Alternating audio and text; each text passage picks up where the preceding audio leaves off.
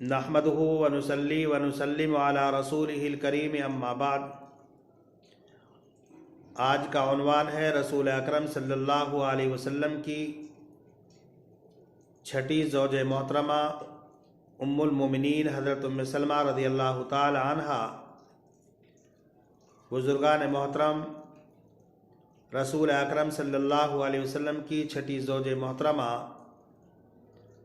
ام المومنین حضرت ام سلمہ رضی اللہ تعالی عنہا تھی، جن کا اسم گرامی ہند تھا، جو مکۃ المکرمہ میں ہجرت سے 24 سال پہلے 598 عیسوی میں پیدا ہوئی۔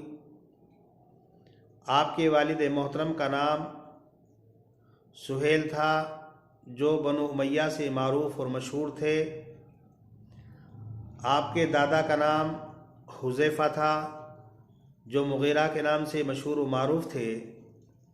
آپ کے دادا کا شمار قریش کے سخی لوگوں میں ہوتا تھا، اسی وجہ سے آپ کے دادا کو زاد الراکب کہا جاتا تھا۔ جس قافلے میں آپ کے دادا ہوتے تو قافلے کے لوگوں کو اپنے ساتھ زاد راہ رکھنے کی ضرورت پیش نہیں آتی تھی۔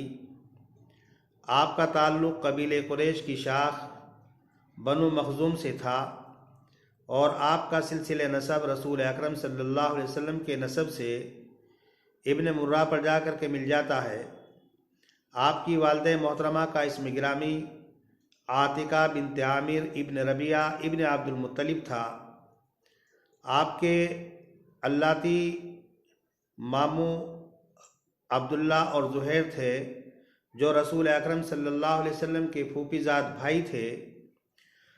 خالد بن الولید رضی اللہ تعالیٰ عنہ آپ کے چچا زاد بھائی تھے۔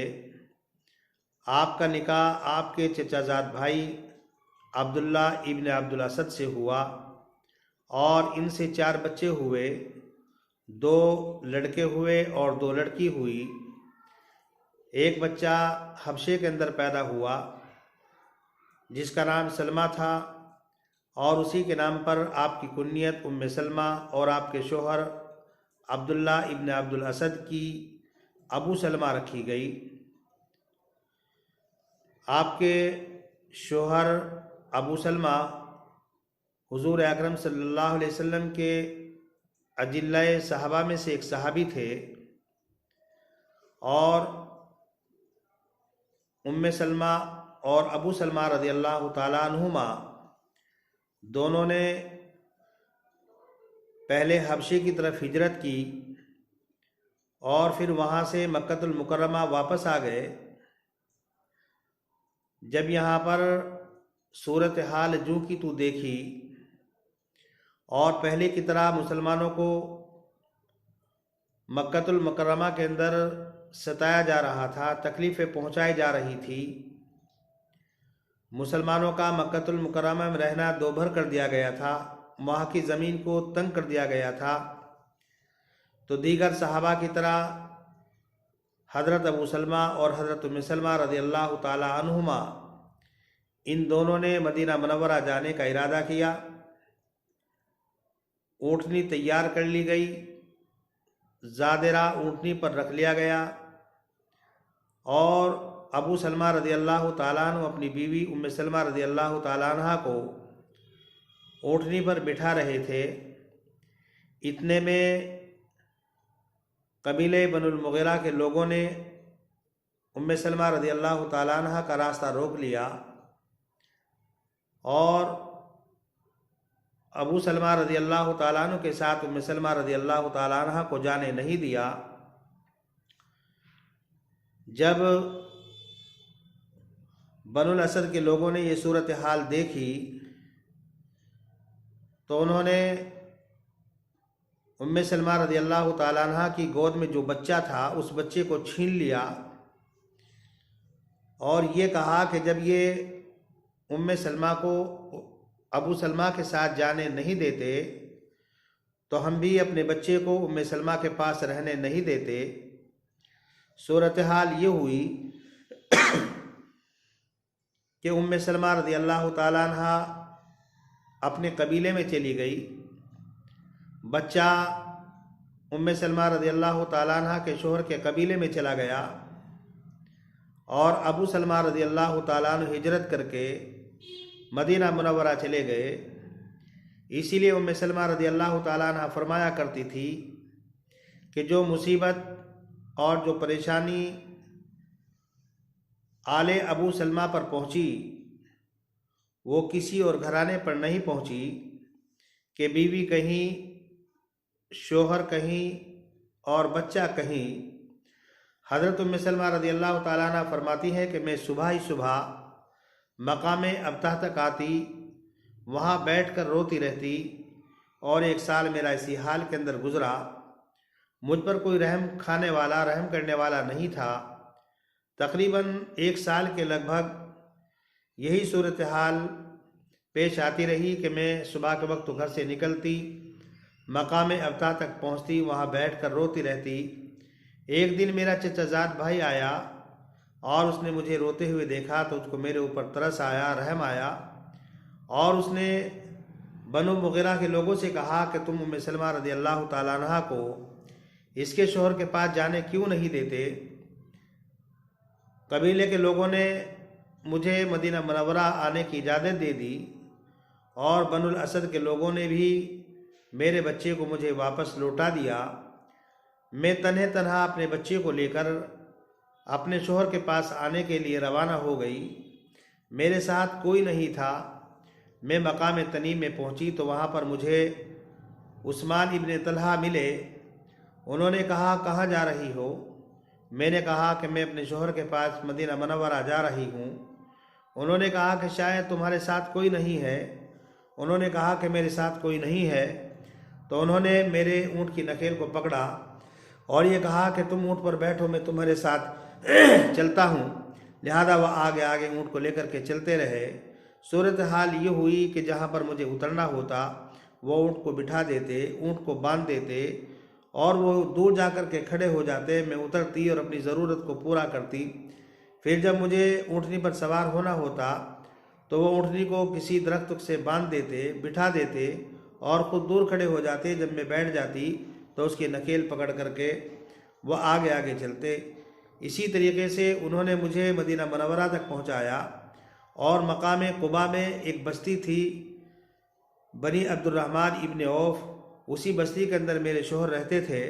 لہذا مجھے اپنے شوہر سے انہوں نے ملوا دیا، اور ملوانے کے بعد وہاں سے واپس چلے آئے۔ حضرت ام سلمہ رضی اللہ تعالیٰ عنہ کہتی ہے کہ میں نے عثمان ابن طلحہ سے زیادہ قابل اکرام شخص کوئی نہیں دیکھا۔ بزرگان محترم، حضرت ام سلمہ رضی اللہ تعالیٰ عنہ کے بطن سے 4 بچے پیدا ہوئے، اور اس کے بعد ابو سلمہ رضی اللہ تعالیٰ عنہ غزوہ بدر میں شریک رہے، اور غزوہ احد میں بھی شریک رہے۔ غزوہ احد میں ان کو زخم لگا، اور زخم جو ہے گہرا لگا، اور اسی زخم کی پاداش میں کچھ دنوں کے بعد حضرت ابو سلمہ رضی اللہ تعالیٰ عنہ کا انتقال ہو گیا۔ ادھر حضرت ام سلمہ رضی اللہ تعالیٰ عنہ بیوہ ہو گئی، لیکن رسول اکرم صلی اللہ علیہ وسلم حضرت ام سلمہ رضی اللہ تعالیٰ عنہ کے پاس پہنچے۔ حضرت ام سلمہ رضی اللہ تعالیٰ عنہ فرماتی ہیں کہ رسول اکرم صلی اللہ علیہ وسلم نے میرے دروازے کو کھٹکھٹایا تو میں اس وقت جو ہے کھال کو دبا کر دے رہی تھی۔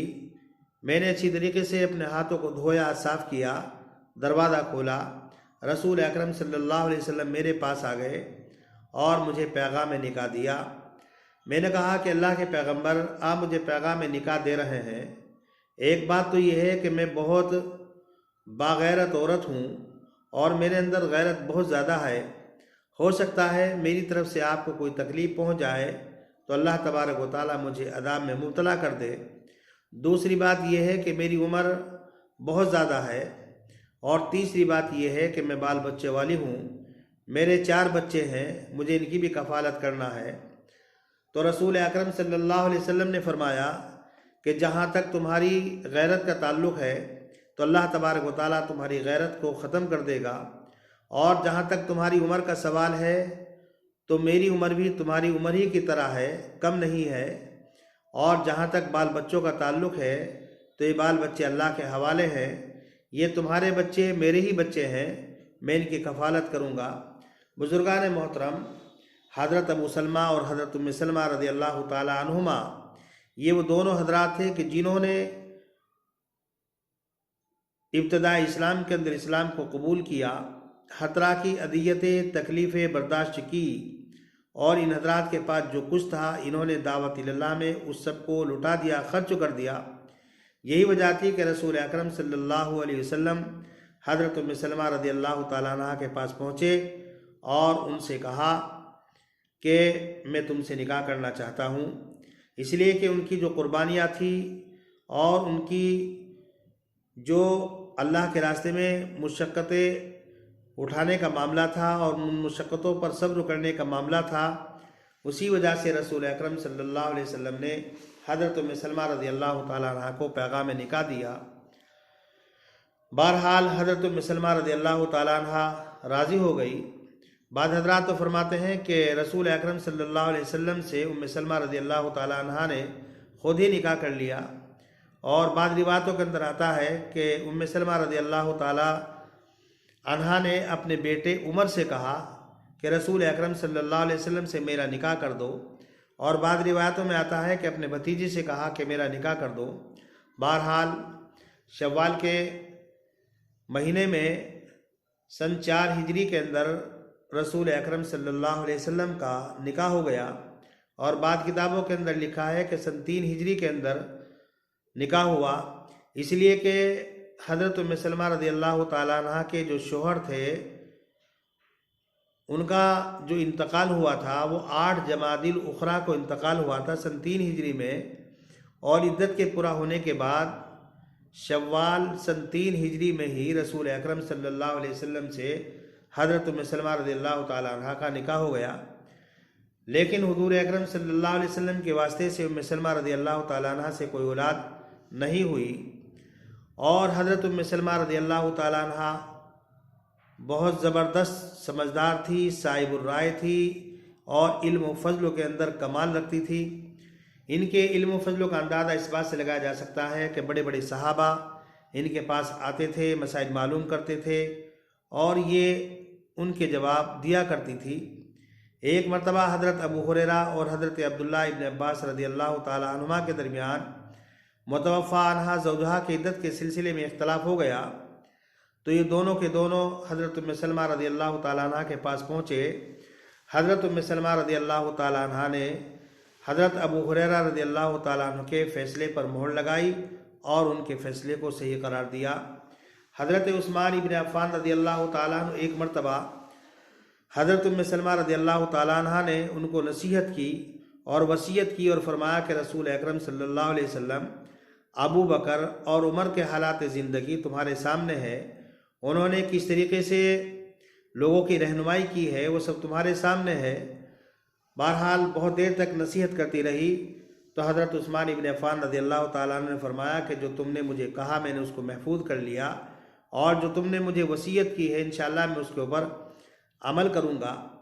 صاحب الرائے کا اندازہ اس بات سے لگایا جا سکتا ہے کہ جب رسول اکرم صلی اللہ علیہ وسلم سن 6 ہجری کے اندر عمرہ کرنے کے ارادے سے نکلے، اور کفار مکہ مشرکین مکہ نے آپ کو مقام حدیبیہ پر روک دیا، اور رسول اکرم صلی اللہ علیہ وسلم اور مشرکین کے درمیان میں صلح ہو گئی، تو رسول اکرم صلی اللہ علیہ وسلم لوگوں کے درمیان آئے اور آپ نے آ کر کے خطبہ دیا، اور یہ فرمایا کہ لوگوں اپنے جانوروں کو قربان کر لو اور اپنے سروں کا حلق کرا لو۔ لیکن حضرات صحابہ کرام یہ سمجھ رہے تھے کہ یہ صلح دب کر ہوئی ہے، اس طریقے سے صلح نہیں ہونی چاہیے تھی، اور تمام صحابہ کرام ایک اعتبار سے غمزدہ تھے، تو وہ تیار نہیں تھے۔ رسول اکرم صلی اللہ علیہ وسلم نے دوبارہ فرمایا کہ اپنے جانوروں کو قربان کر لو اور اپنے سروں کا حلق کرا لو، اور یہیں سے ہمیں مکہ واپس جانا ہے۔ 2 مرتبہ 3 مرتبہ رسول اکرم صلی اللہ علیہ وسلم نے خطبہ دیا، لیکن حضرات صحابہ کرام پر غم کے آثار تھے، اور وہ حضرات جو کہ تو بیٹھے رہے۔ رسول اکرم صلی اللہ علیہ وسلم کو بہت غم ہوا، اور اس سفر میں حضرت ام سلمہ رضی اللہ تعالیٰ عنہ ساتھ تھی۔ رسول اکرم صلی اللہ علیہ وسلم حضرت ام سلمہ رضی اللہ تعالیٰ عنہ کے پاس پہنچے۔ حضرت ام سلمہ رضی اللہ تعالیٰ عنہ نے جب رسول اکرم صلی اللہ علیہ وسلم کو غمزدہ دیکھا تو پوچھا کیا ہوا؟ اللہ کے پیغمبر صلی اللہ علیہ وسلم نے پوری صورتحال بیان فرمائی تو حضرت ام سلمہ رضی اللہ تعالیٰ عنہ نے فرمایا آپ کو کسی سے بات کرنے کی کوئی ضرورت نہیں ہے، آپ جائیے اور جا کر اپنے جانور کو قربان کر دیجئے اور اپنا حلق کرا لیجئے۔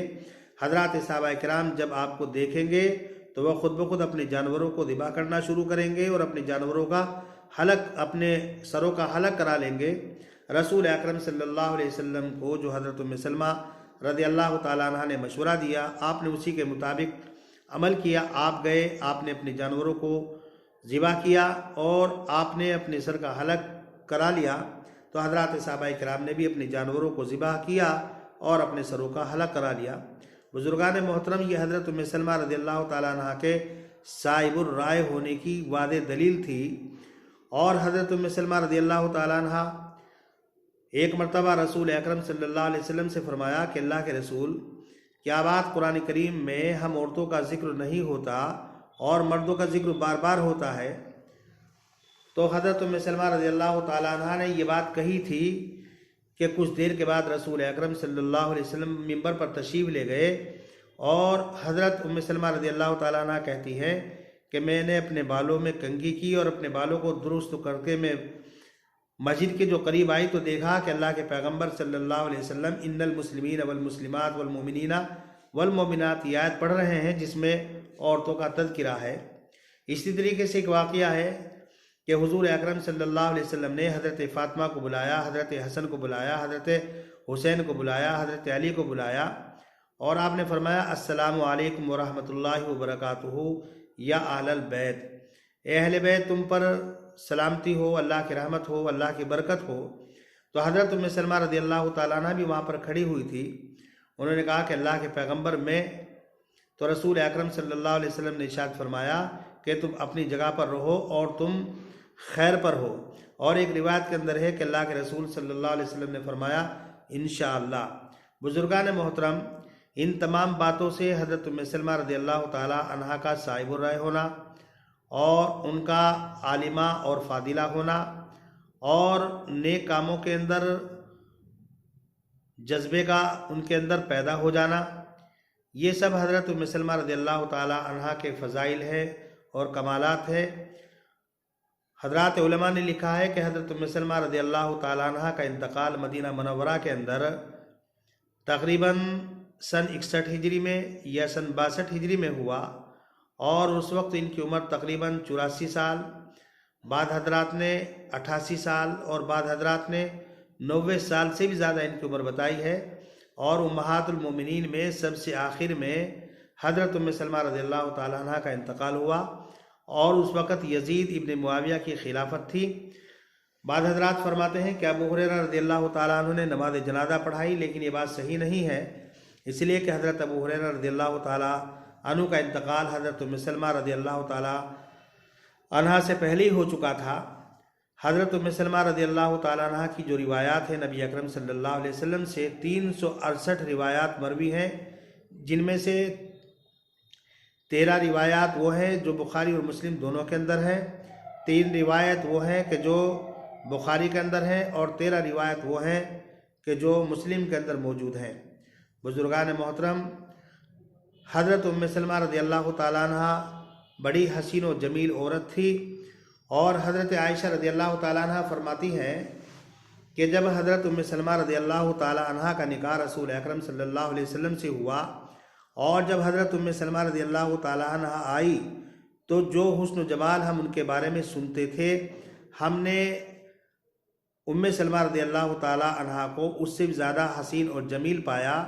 اور جب حضرت ام سلمہ رضی اللہ تعالیٰ عنہ سے نبی اکرم صلی اللہ علیہ وسلم کا نکاح ہوا تو مجھے بہت غیرت آئی اور مجھے بہت غم ہوا کہ رسول اکرم صلی اللہ علیہ وسلم کا نکاح ایک ایسی عورت سے ہوا جو بہت زیادہ حسین اور جمیل عورت ہے۔ بزرگان محترم، یہ ازواج مطہرات کے مختصر حالات زندگی بیان کیے جا رہے ہیں، پیش کیے جا رہے ہیں۔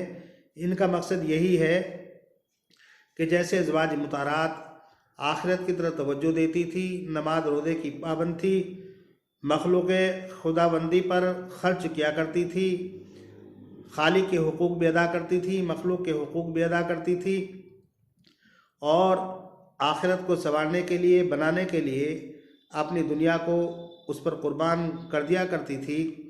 इसी तरीके से हमें भी चाहिए कि हमारे जहन व दिमाग के अंदर, दिलो दिमाग के अंदर आखिरत रहनी चाहिए, और ये जो दुनिया है ये आखिरत ही के लिए है।